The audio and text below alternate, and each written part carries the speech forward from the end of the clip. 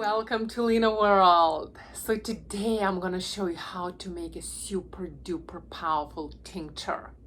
Do you remember one time I took you to the fields and I've shown you this very powerful herb that I call the natural body's broom? Do you remember what it was called? Field horsetail. And this is the dried form of it. It's very light, it's dehydrated already, and it sweeps the body of any toxins. But today why I want to talk about it to you is because the years that we live in right now, this is one of the most important tinctures you can take. Why? If you, God forbid, had this famous bug and you recovered, but you don't know, the residue side effects could have resided and stayed and settled in some part of your body. For some people it's the lungs, for some people it's the blood, for some people it's the bones, for some people it's the muscle groups. It depends, okay? So for different people it could have stayed and resided in different parts of the body. Maybe not tangibly yet, we don't know. Sometimes, these things, the symptoms might manifest later, God forbid. This body had it, so I know I'm talking from my own experience. Because any side effects that I had, they came way later after I thought so, recovered from the famous bug. So now I'm gonna start drinking that very powerful tincture. I'm gonna go through the full course.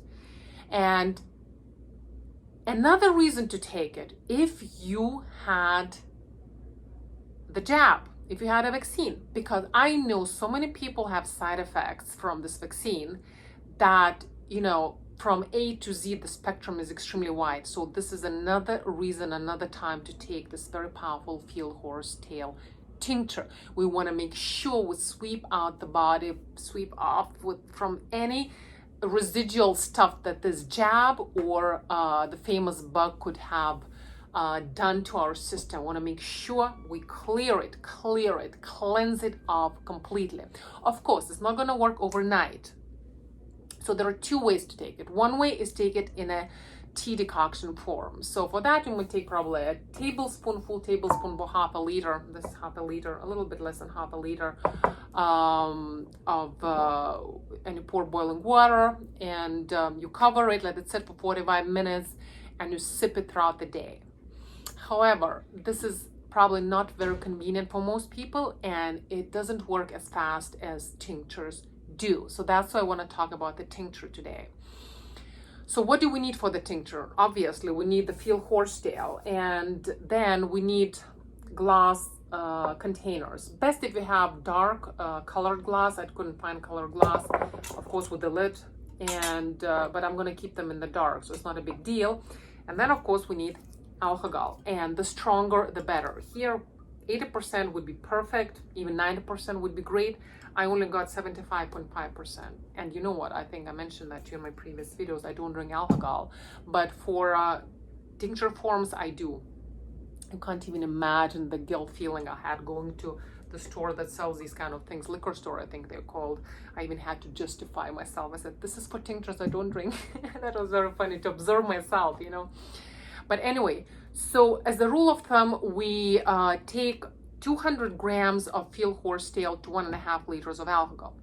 But you don't need to remember this, because actually these ratios, and I don't measure things normally as a rule of thumb in life, because the way it's dehydrated, and if it has any stalks, that will also make a difference. So just remember, have a glass jar, stuff it fully, okay? Stuff it. You see, I'm pressing, nothing more, okay? You can go in here, press it, maybe a little more, but we need to keep a little water, space for water, and again, pressing.